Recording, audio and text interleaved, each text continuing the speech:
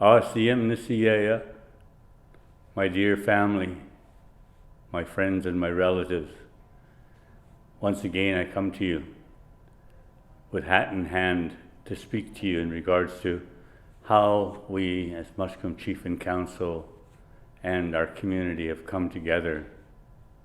First of all, I want to say a real haichka to all of those who are working in administration, who are out there servicing the community in the best way that they can. Because each one of you plays an important role and is helping our community come through this pandemic at this point in time. So I raise my hands to each and every one of you and say thank you. Haichka siyamnasiyaya, for the wonderful work that you're doing. It's not gone unnoticed. And I ask our membership to be forever grateful and appreciative of the work that our people are doing out on the roads to ensure that our security is safe and that the people who come into our community are coming to do so because they reside here. Today I'd like to talk to our membership in regards to a little bit about the finances of what's happening here in our community. We've taken the opportunity to ensure that we looked at our budgetary items from this past and current fiscal year, finding those resources necessary to assist our band to get through these kinds of emergency measures that we're currently under. We're also looking at other government sources that are currently being provided. We especially want to say to our off-reserve members that there are emergency measures and dollars that are allocated to assist you. The emergency response plan that government they're identifying $315 million to be allocated to organizations such as the Friendship Centers and others that administer and deliver program and services to natives living off reserve and not within their communities.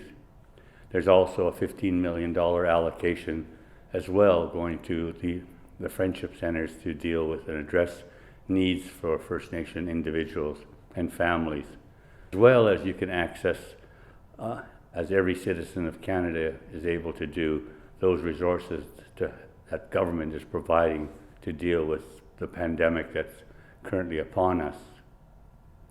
And within our community, the resources that we're providing is to ensure that the preventative measures are in place to secure the safety of our families and our relatives. The teachings of our old people that have taught us to recognize that all of our friends and relatives and newfound friends and relatives from off the reserves that have come forward to try to do business with our band, we've treated them in a good way.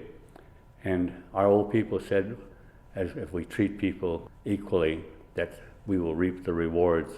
And today, Garfinkel's, TELUS, Aquilini, who supplied perishable goods, donations of educational books and materials for our young children, have justified that. And we say thank you to them and to others that I haven't been able to identify at this time. I'd also like to say at this time that we within our community try to continue to ensure that the security and health of our membership is maintained. So we ask you to maintain social distancing of 10 feet or more when you're walking throughout our community. We ask you to tell your children, I know that being cooped at home is in isolation, they're going a little bit squirrely, but to recognize social distancing is a must. We have to ensure that. Self-isolation must continue until we are totally sure that we're over this pandemic for this period of time. We also have to recognize from an economic and financial perspective that this is only the first wave, that I'm sure that in the fall a secondary wave will occur. And we have to ensure that we prepare ourselves.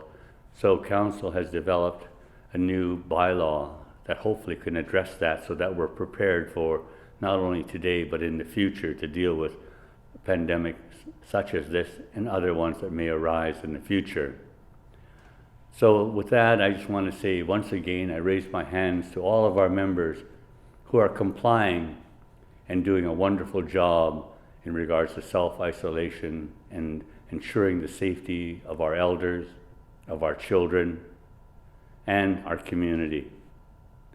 And we always have to look for a silver lining in almost everything that we do, because our old people did that. And we must ensure that we cherish every day that we have together. It gives us the opportunity to speak to each other and have dinner table talk education amongst ourselves, to record the history of our people through the voices of our elders that sit at those tables with us. I raise my hands to our elders, and I ask you from the bottom of my heart, you now have the opportunity to educate, transfer that history that you have within you to those children who sit around that table with you at this time. Siyam Nisiyaya. Thank you very much, and again, I look forward to seeing you in the streets and in our community as we gather together to celebrate once again overcoming such an enemy as this pandemic. Thank you very much.